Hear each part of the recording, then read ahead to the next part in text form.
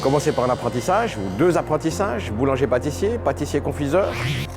Avant de faire mon master, j'ai fait un bachelor à la HEP, donc HEP Vaud, pour devenir enseignante. Après avoir exploré plus ou moins beaucoup de facettes de mon métier, j'ai eu l'intention de m'intéresser à l'enseignement. Alors, avant le master, j'ai fait une formation de soins infirmiers. Donc, je suis infirmière niveau 2. Et ensuite, j'ai fait une formation post-grade en soins intensifs adultes et pédiatriques. Puis, j'ai exercé pendant environ une dizaine d'années aux soins intensifs de néonatologie et de pédiatrie au CHUV. J'ai fait le bachelor en sciences de l'éducation à l'Université de Genève.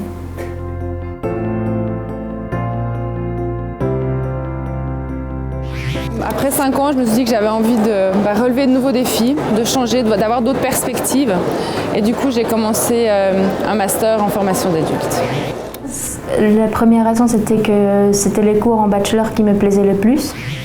J'avais vraiment besoin de fonder en fait ce que je réalisais sur des théories, des concepts, enfin de creuser tout ça dans une formation académique. Je voyais beaucoup de débouchés après ce master, beaucoup de possibilités de travail.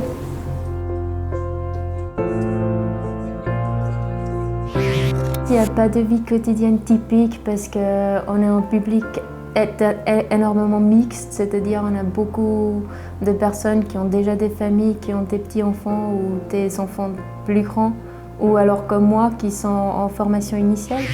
J'ai de la chance d'avoir un gros soutien de mon employeur, mais un soutien encore plus grand de ma famille.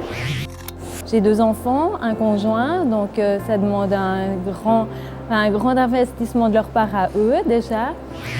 Je suis arrivé ici, c'était un petit peu tendu, quoi. Je me disais mais où je mets les pieds, comment ça va se passer? Au début, on reste un peu de son côté, puis finalement, ça se mélange, puis on apprend aussi beaucoup de choses.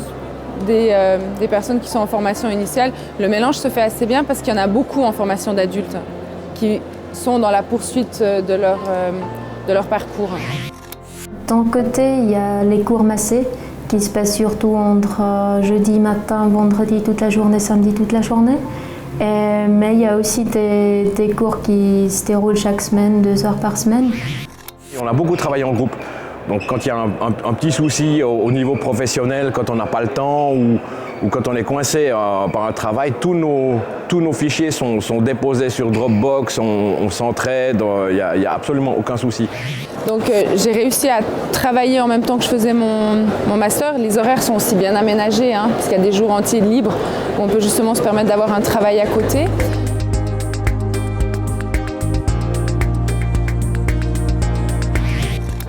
Dans 10 ans, je me vois à mon compte.